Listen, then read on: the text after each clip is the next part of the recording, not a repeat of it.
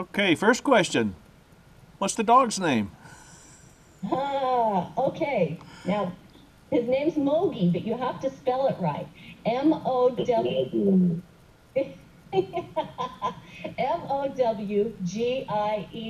Mogi. And this dog is my inheritance. When my mom passed away 3 years ago, she asked me to take care of her dog. And so I'm doing it. He's a little prima donna, but he's a Lhasa Apso.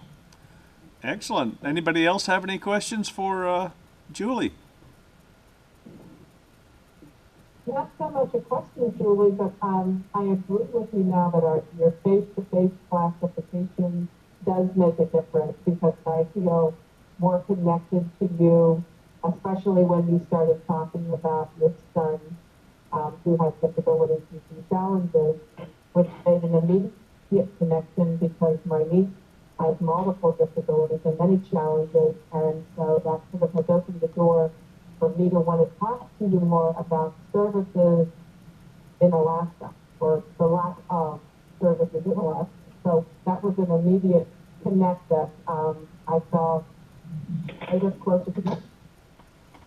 Thanks, Nancy. And just to touch on that a little bit, we moved to Alaska because of the services here. They're not in Oregon. We didn't get the services that we get in Alaska. Oh, good. Well, I've worked with disabilities and children for, I hate to say it, for 45 years now.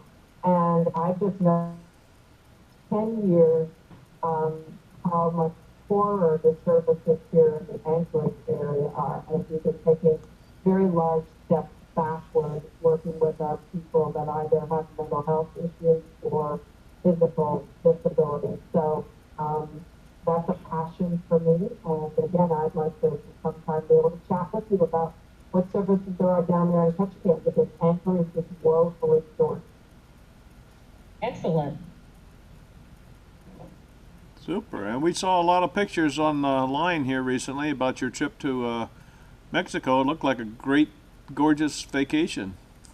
It was 80 degrees every day. Um, it's a little warmer than here then. A little bit. Yep. Okay, does anybody else have any questions for Julie about her classification background, what she's doing now? And of course, she left out the most important part for us. She's going to be our president on 1 July, and she is, her background sounds to me like she'll make an excellent president.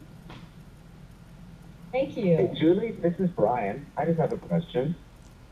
When you moved from Oregon up to Prince of Wales Island, why Prince of Wales? I'm looking at my maps right now, and I can see that it's kind of in the same area as a lot of other places like Ketchikan, but there's not a lot on there. Thanks, Brian. And you're right. There is not a lot on there. It's an island with maybe 14 small communities. Thorn Bay was the third largest community, and at 500 people, you can imagine that there's a lot of places on Prince of Wales Island to hide out. However, the reason why my husband and I at the time, I'm not married right now, but he was a logger in Oregon, and the fires of 1988 kind of pushed us further north. But the real reason was for my son Jimmy. We knew we wanted to raise him in a different way, in kind of a unique environment. So there was logging available. Thorn Bay was once the world's largest logging camp. So we looked into that and how we were going to raise our son there. The school was a school kindergarten through 12th grade, and 100, maybe 100 kids, maybe 95 to 100 kids. So we actually flew there beforehand and had meetings with the administration of the school and the entire school student body, letting them know this kind of person that was coming into their school. And he was just young, he was kindergarten.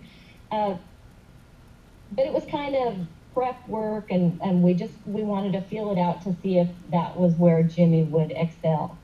And we felt it was the best place, and I have never regretted that decision. But it was really for logging, I guess you could say, because we needed to do something to make money. But once I saw the school and the community and how much support I was going to have with my son, it was a no-brainer for me.